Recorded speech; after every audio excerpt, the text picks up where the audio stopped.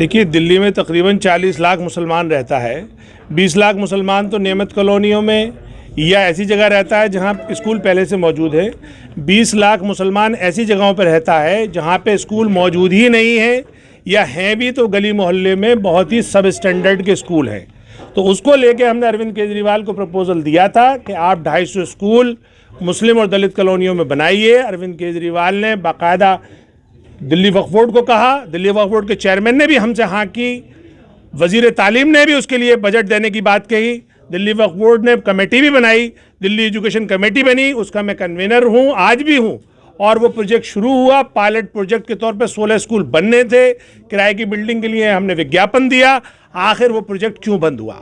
अब हमारा ये आरोप जो है, आप बिल्कुल सीधा सीधा मुख्यमंत्री अरविंद केजरीवाल और शिक्षा मंत्री मनीष सिसोदिया से है कि आखिर वो आपने प्रोजेक्ट क्यों बंद किया?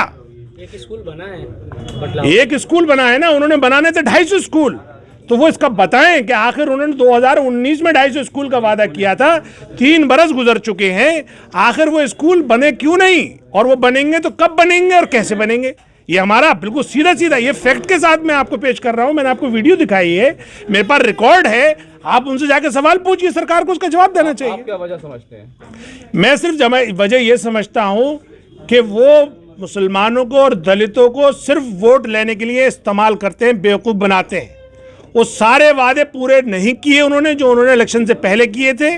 वो नहीं चाहते कि ये 2 वर्ग पढ़े लिखे और उनसे सवाल पूछें और उनकी पोल खोलें।